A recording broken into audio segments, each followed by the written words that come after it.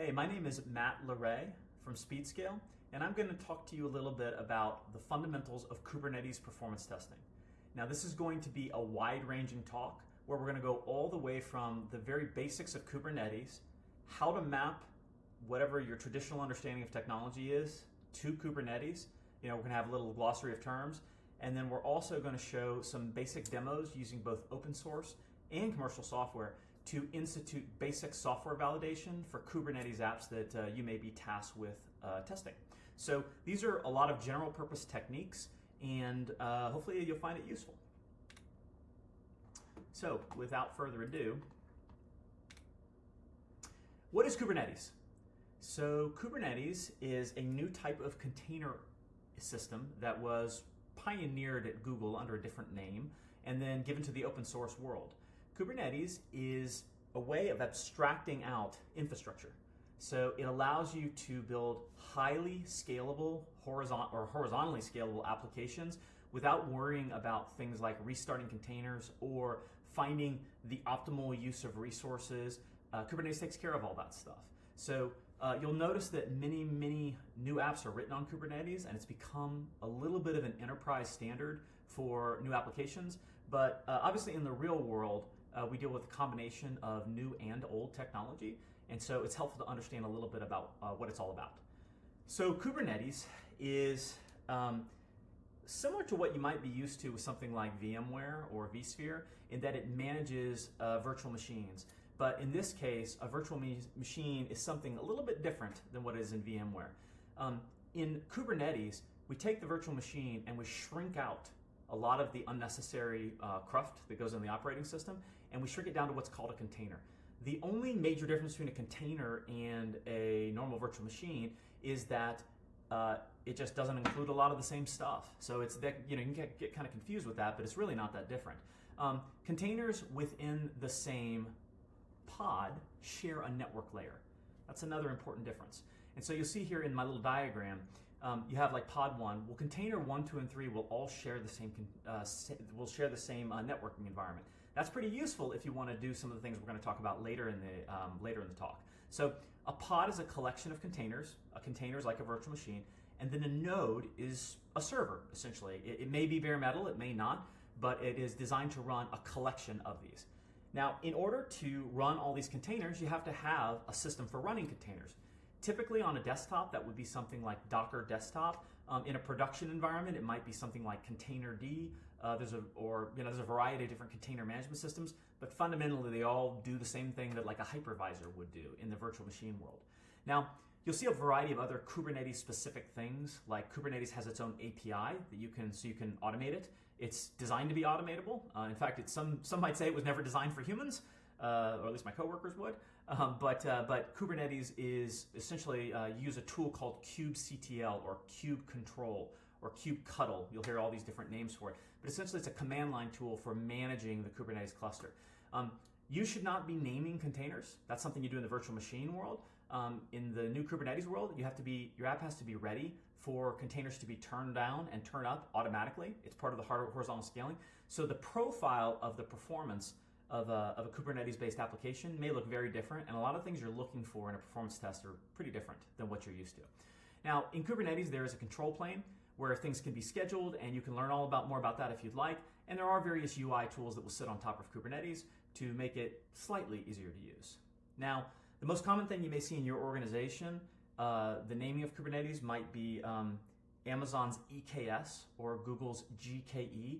These are all different flavors of Kubernetes. Or if you have a highly secure environment, you may actually run Kubernetes yourself. Now, that's kind of the basics of what Kubernetes is. But what does it mean? Why is it different? Well, you have to get rid of some old ideas and accept some new ones. Now, in the old world, right, what I've done for many years, we would go and we would build a virtual machine or build even a server, and then we would carefully curate it. We would make sure that server was exactly what it was supposed to be. We'd keep it up to date. We'd keep it patched, all these various things. It's designed to be a long-lived activity. In other words, like a pet, as Kelsey Hightower said, or someone said before him. You love a pet. You keep it alive. Kubernetes is very different than that. Kubernetes is designed to be managed more like a herd of animals, where if one gets lost, it's not the end of the world. They're constantly going to be rotating through. You're looking at the health of the overall herd or the overall container environment instead of a single container. So that means if you're using something like Java, right, you're not necessarily going to be able to guarantee that your app is going to stay up forever. You're going to have to work on things like reducing the load time of some of your libraries. A lot of these things are going to be very peculiar to you. If you're used to things just sitting there statically, your app is going to get restarted. It's going to have a good reconnection activity. It's going to have to handle communication in a different way. You're not necessarily going to want to have an app that's a giant monolith where everything's happening internally. Not that you can't do that on Kubernetes, but it benefits you to scale horizontally and break things into smaller containers with more communication between the containers. So whoever designed the app that you're testing, they've probably taken this to heart, and you probably should too. Now, it's a little bit of an anti-pattern, like a known bad path, to just take an existing application and put it on Kubernetes. So if you get something like that to test, you need to understand that you're not going to be using Kubernetes in the usual way if you're planning to have long-lived virtual machines with 8 gigabyte heaps. That's not what it was really designed for. You can do it that way, but you're not going to be. You're going to have a tough time. Kubernetes is not going to like you, and you're not going to enjoy yourself if you are working with apps like that. So if your boss says let's migrate to Kubernetes, you might want to ask why. And the key reason is you need horizontal scaling. If you need horizontal scaling, Kubernetes can do a lot for you. If you don't need that and you have a relatively static number of users or whatever, Kubernetes may be more trouble than it's worth. So keep that in mind. Now, I generally, when we talk to customers that are new with Kubernetes or testers, who are turning into SDETs or whatever, it helps to have a glossary of terms. So here we go. A server in your on-prem or cloud environment would be called a node in Kubernetes. Same thing, basically, usually. Virtual machine, container. A group of virtual machines is a pod. And remember, the key difference between a group of normal VMs and a pod is they share a networking layer by default. So you can do all kinds of cool things. In the on-premise world, you would call it a gateway, right? If you're going to send wherever the front of your application is, where users send things or APIs come in. And then ingress is what we call it in Kubernetes. And you'll see actually that's being changed to the gateway API, but that's beyond the scope of this talk. Now, in the on-prem world, you're going to have a package of stuff that you deploy, right? And that makes your app go. All the config files. If it's a Spring Boot app, all the config files and manifests that go with that. Now in Kubernetes, you're going to store that thing into a workload, and a workload is a container for app type stuff, and it's made of something called a manifest. Now most manifests in Kubernetes are written in a declarative language called YAML. Now YAML is I believe it won the award for the most hateful language ever written, awarded by me personally.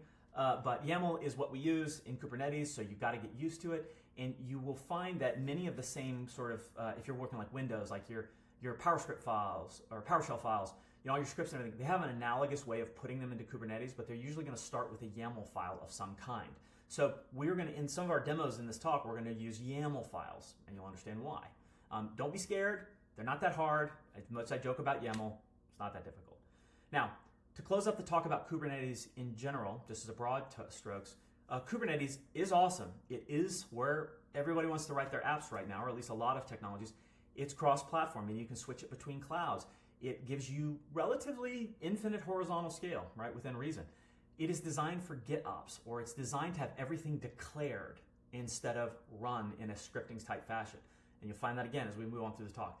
And then you'll also find that in an ideal environment, Kubernetes allows your developers to write simpler code. In practice, that may not be the case, but in theory, that's what should happen. Kubernetes is also awful when your organization uses it when it shouldn't. So this gives you a little idea of the anti-patterns you're looking for in a test environment.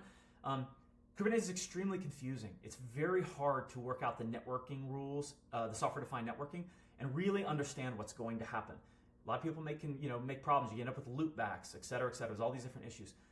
The other thing is that if you have an app that was properly designed for Kubernetes, it will scale horizontally pretty well, but the interactions between the containers are going to be extremely complicated. So what you used to have in a monolith world where it was one big app and you would just shake it around until something broke, now you're dealing with, instead of stack traces, you're looking at network diagrams of communication between processes. So what used to be really simple now takes 3 or 4 things to all work together, and that means you're going to have to get better at networking. You're going to have to learn a little bit about how this works. So what I'd say is if you find yourself in a conversation where you're deciding about Kubernetes, keep that in mind.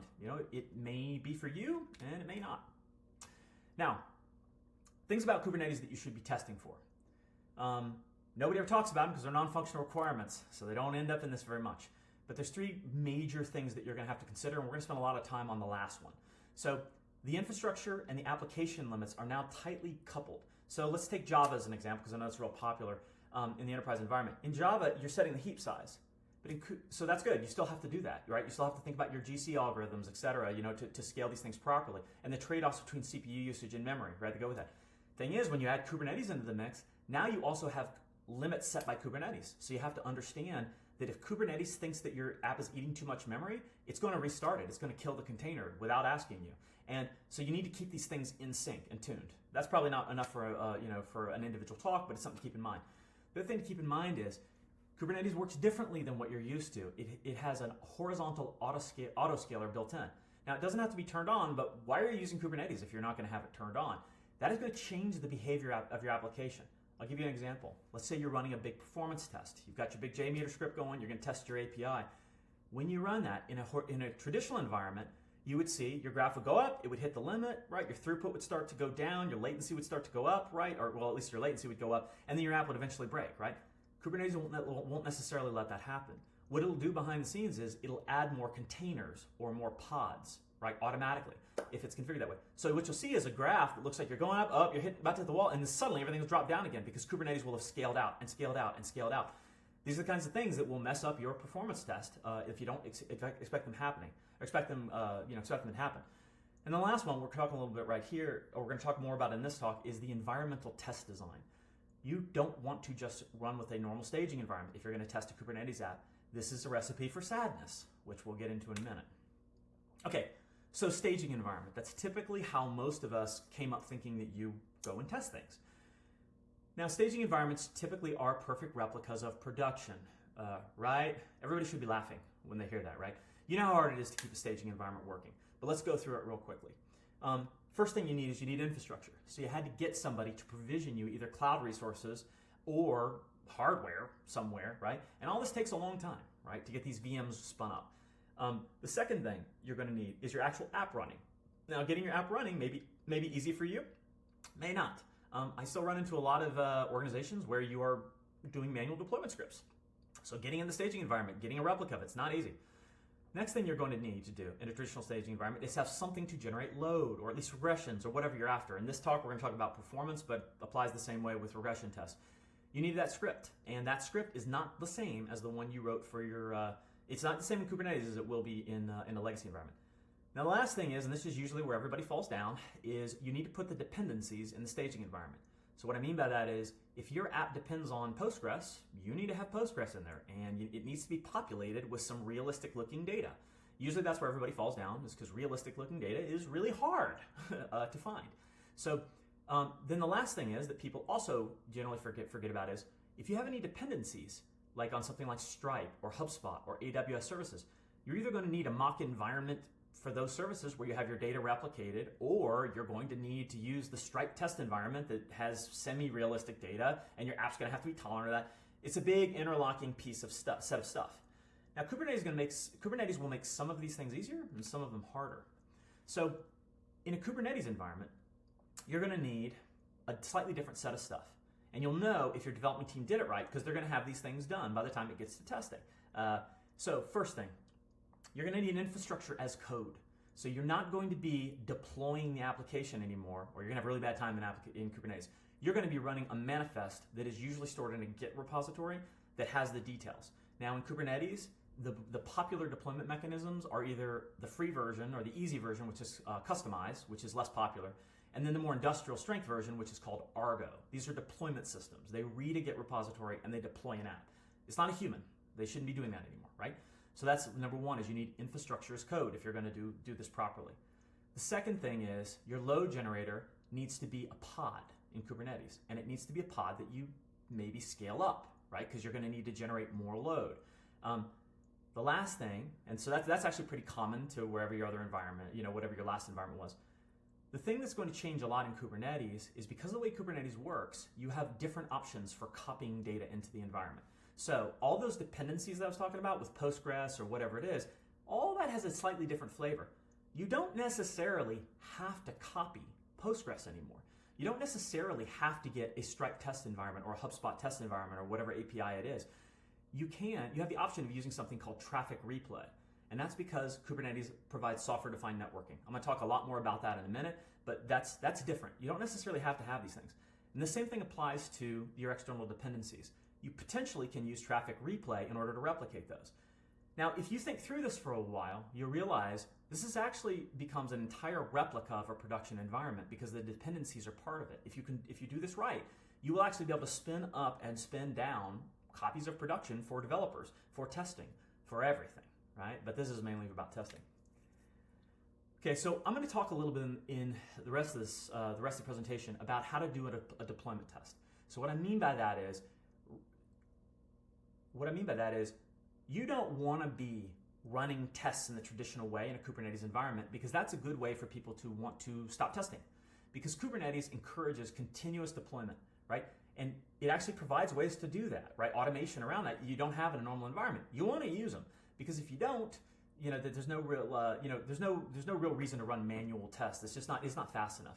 So now, personally, at my company, SpeedScale, we have a very detailed deployment checklist that is, we always make sure that everything's ready to go out, and you can see our deployment checklist. And feel free to use it for yourself, but please credit me because it is very, obviously, very complete. Okay, so if I want to run a performance test and I want it to have it repeatable, I need to pick repeatable metrics to measure, right? I also probably want to put that test straight into my continuous integration pipeline. We'll get to talking about that in a minute. We're going to do it manually right here. But the most important thing is, how do I know if it's working or not? Now, Google has a very interesting book that came out some years ago called the SRE Handbook, or Site Reliability Engineer Handbook. And it talks about the most important things that Google thinks you should measure. And they pretty much line up with what most monitoring tools or observability tools give you. They are the latency of the application, the amount of traffic that it can handle, the amount of errors that are being produced, and then also how heavily utilized it is from a resource perspective. So think CPU and memory. So speed, throughput, errors, utilization. Those are the things that Google measures. And if you're going to measure your app like cattle, just have it, you want to continuously be measuring these things in some sort of defined and automated way.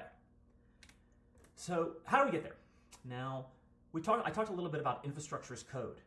Now, if you want to do testing, right, you're going to want short-lived environments. The old way, like I said, was to make a gigantic staging environment.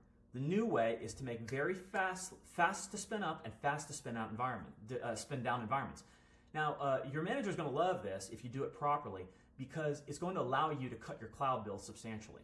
So every time a developer says, I'd like to go test something, you don't have to wait for a staging environment or build a staging environment or do all these things and leave them running and forget about them and then end up on the bill, on your cloud bill years later when somebody cleans it up. You don't have to do all that stuff. You can create an ephemeral environments. Now, this is an entire topic. You can go read more about it.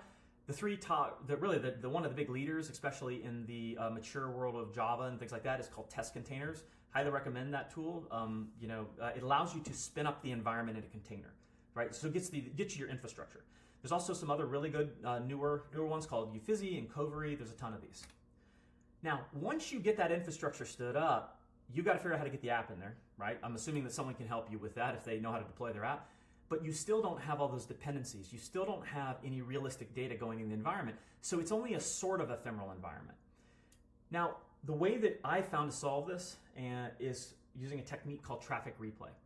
Now, Traffic Replay, at its simplest terms, allows you to record a bunch of traffic from some other environment like production, and then replay it in a lower environment. Now, that lower environment could be the CI pipeline, could be a developer desktop, could be really anything. So that's the simple version. Just drive the same traffic that was driven in production. Now, you can go read about how Netflix, Facebook, Google, all the major FANG companies have a system like this where they can go and replay some section of production.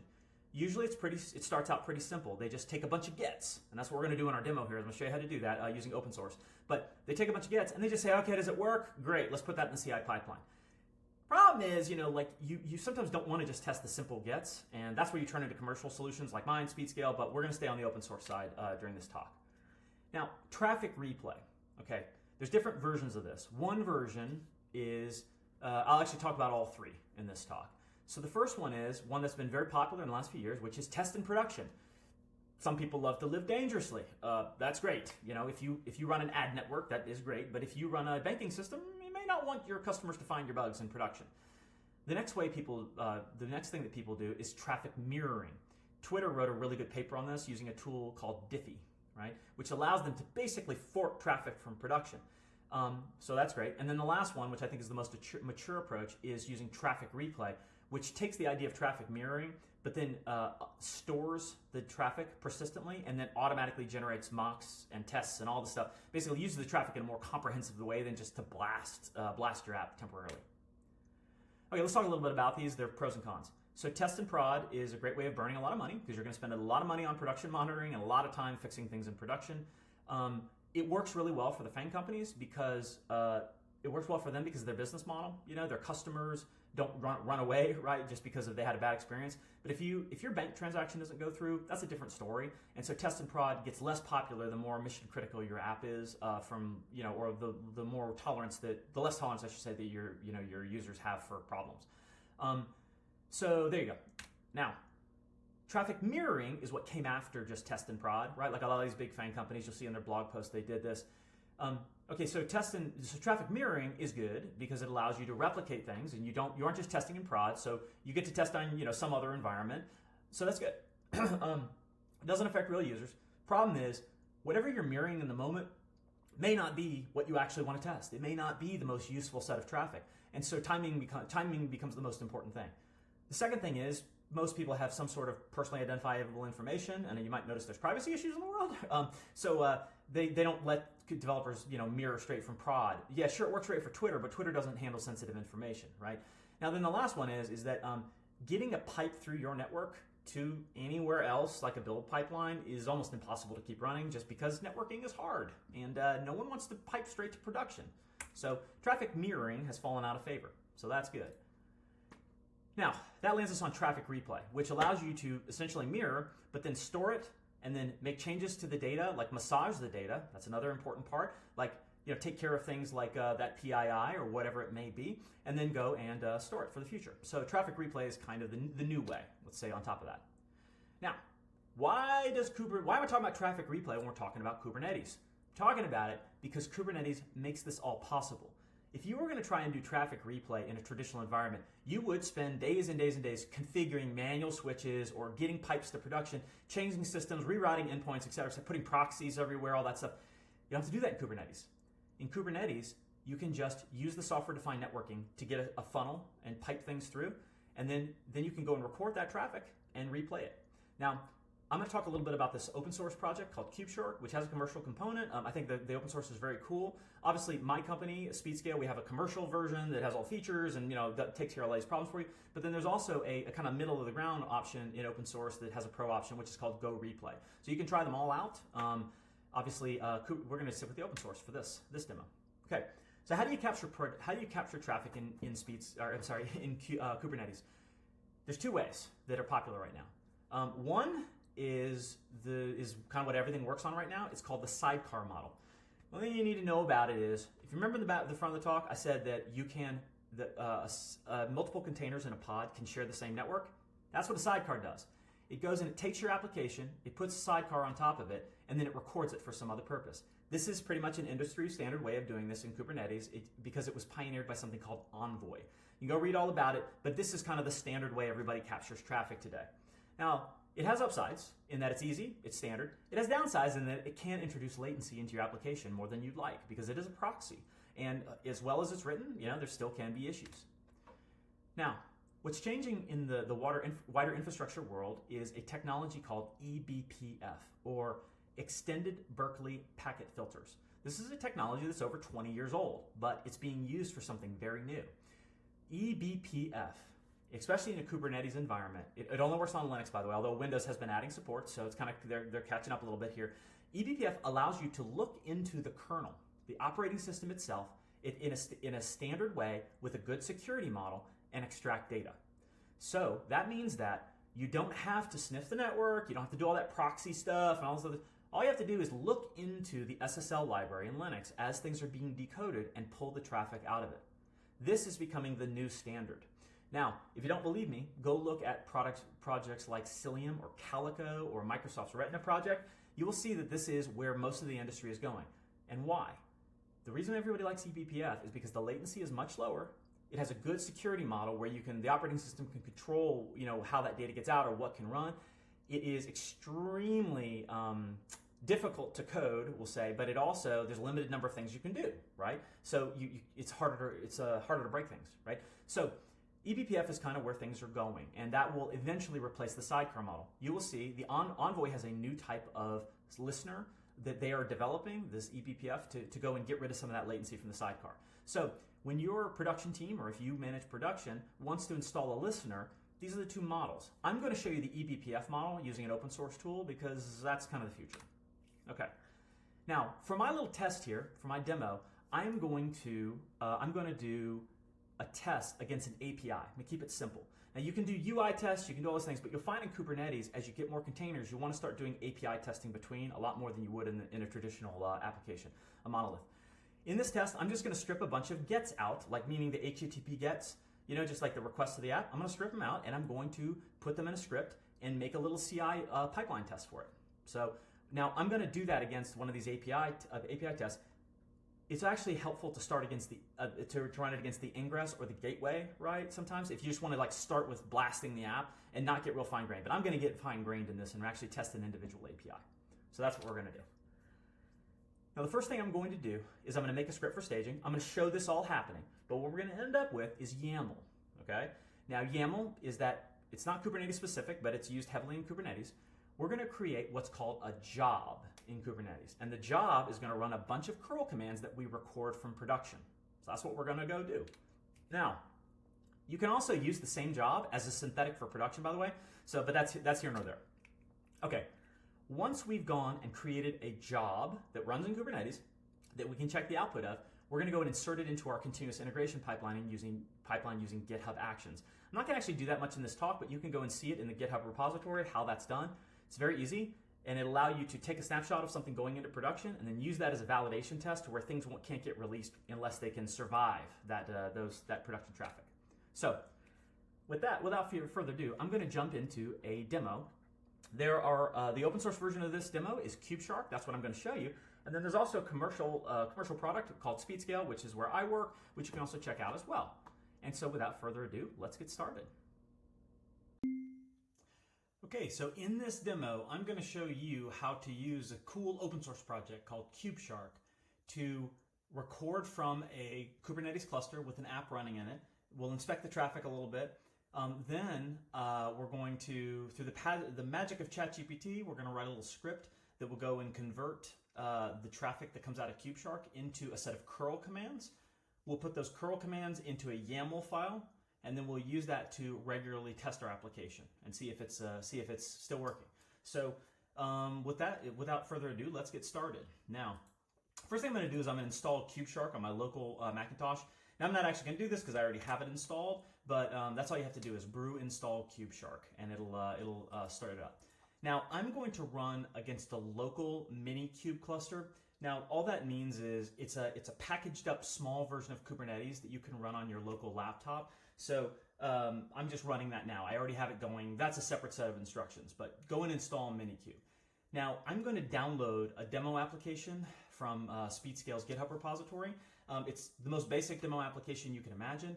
It's based on Nginx, and it just causes some traffic to go back and forth and give us some things to observe and a way to test. So without further ado, let's go and download. We're going to go download our GitHub repository. It's going to go in the demo directory. We're going to go to Nginx, which is our application, and we're going to see a set of files in here. Now, the ones we're going to pay attention to, first off, are this customization file, and then eventually we're going to talk a little bit more about these job files, because we're going to use them for various purposes. Now, the customization.yaml is a simple kind of standard manifest that goes and deploys things to a Kubernetes cluster. So when we go and apply that customization, it's going to modify our Kubernetes cluster. And so let's go and do that. Actually, we need to do a -K, and there we go, and it's deployed. Now, you'll actually see changed or added, right? But I already have my demo application running. Now, I have another tool that I'm going to show off called K9s that I absolutely love. It's an open source tool, and it allows you to remotely manage Kubernetes Kubernetes clusters using like a command line GUI or a user interface. So let's go ahead and use that. Now, Kubernetes has this concept of namespaces, and namespaces are kind of like what they sound. They're like separate buildings that you keep each application in, and so you need to specify a namespace to tell it what set of applications you want to look at. So in this case, I'm going to start K9s, which I've installed previously using Brew, and I'm going to look at the demo namespace. Now, you may remember from earlier in my talk, there is the concept of deployments. So a deployment is kind of like an application package, and K9s is telling me that in the demo namespace, I currently have 3 deployments running: gateway, payment, and user. That's my demo app. That's what that kubectl apply command does. It causes these things to be downloaded and run, and everything appears to be working. Now, from there, I'm going to generate a little bit of traffic. Now, technically in the real world, you wouldn't do this, right? Because you'd already have it. You would already have it running. But while I generate that traffic, right, in this app, I'm going to start KubeShark using the tap command. Now, this is really cool. You hit tap, it connects to your local Kubernetes cluster, whatever its kubectl is pointed at, and then it goes and builds a map of the calls taking place in that environment and makes a service map out of it. So this is like a network diagram being generated in real time with low overhead using eBPF, which is why we were talking about it earlier. So you see, I have Java client, SpeedScale inspector. I have all these processes running in my Kubernetes cluster, and I now am able to map them out, and I can go and actually filter on individual processes and look a little deeper. Now, what I'm going to do for the moment is I'm actually going to run some synthetic traffic. So let's just imagine these are real users, though. Okay, it just created a job. And now a bunch more traffic is starting to show up in KubeShark. Now I go back. I'm gonna dive a little deeper. I'm gonna look into the actual calls taking place in the cluster, and KubeShark lets me do that in this API calls view. And you'll see this is actually being dynamically updated. Now my demo app does a bunch of different things. One of which is actually call out to SpaceX. So I can actually look at the individual call going out to SpaceX. I can see that we're querying the launches endpoint. And we have a certain bearer token, right? We had to log in. I can actually read those things. I can see the response that we received back, including the actual payload in JSON format. So pretty neat, right?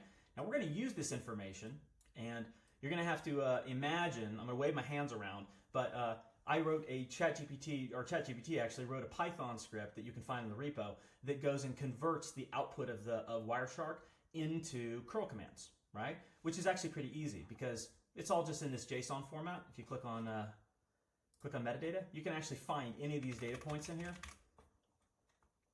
And here's the actual base64 encoded payload that we were looking at in the UI a second ago. So this is all machine readable and automatable, so you can write yourself a little script.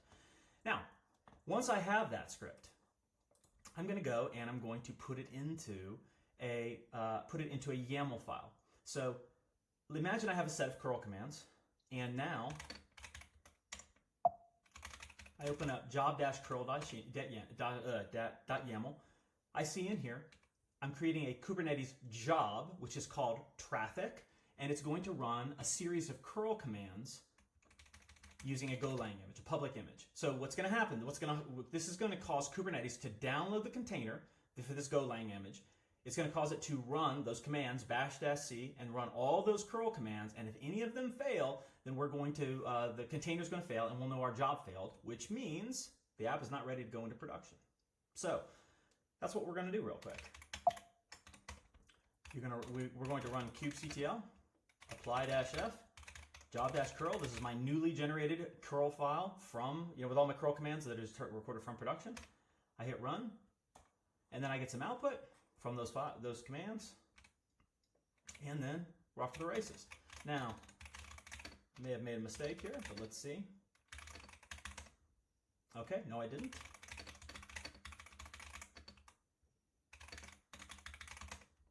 Okay, I can see, and if any of these curl commands failed, I would know because of I would see a successful create, but then I would see container failed. So now we have our quick and dirty Kubernetes our quick and dirty Kubernetes test for an application where we didn't have to write any scripts, and it's automatable and you can put it into GitHub. Now, if you'd like to see, if you would like to go and look at this yourself, you can actually download the demo applications from this GitHub repository. KubeShark is publicly available, so shout out to that team. And then you can go download, and it's actually open source, so you can check it out yourself and see how it does its magic. And then I hope this was helpful, and feel free to reach out if you have any questions. Thanks. Okay, so the demo makes it all look so simple. In the real world, there are a lot of other aspects that come up. Now, I've had a lot of time to think about this, and so have many of my peers and customers. And let me throw out some of the things that you're probably going to think of when you leave this place. So, first off, recording in production. Can people actually do that? And the answer is that's actually a lot easier than it used to be.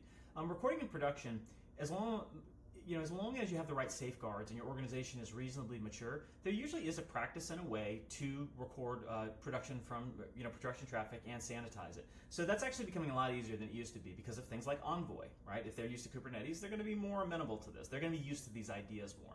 Now, the second thing is, is great. I just showed a very simple sort of scenario where we're running gets, right? But what about the more serious scenario where you have to replicate databases? Well, that is a real problem, right? Now, I personally believe at that point, if you start replicating databases in the modern world, you probably are going to start talking about commercial tools. And that's where I'll show a little tiny demo of the kinds of things you can do with that. But if you simply must replicate the database as is, the discipline is called test data management, and there are many tools for it that will try to copy a database and helps you sanitize it. Some of the newer approaches are actually generating synthetic data. So that's companies like Tonic.ai. That is kind of a little bit more of a modern approach, but still only applicable to certain kind of environments. PII redaction. You probably process credit cards. You probably have personal information that is privacy restricted. That's a real thing. Now, usually simple keyword searches or Hugging Face ML models, they're actually quite good at finding PII nowadays. There's also APIs available from Google, and you'll see a lot of the commercial products have this kind of built in. So that's not as daunting a challenge as you might think using with the new AI tools. Another thing to keep in mind is date shifting. If you have a query that says, get me the last 30 days, it could take very different performances, very different results. So you're going to have to think about dates and shifting things around. So that's just a class of problem that you'll have to deal with. The other thing is, quickly, you'll want to do things like payload assertions. Obviously, the script I wrote is bare bones simple, just a simple bash script. But you can write much more sophisticated versions of this, or even use a testing tool if you want to. And then lastly, third-party APIs.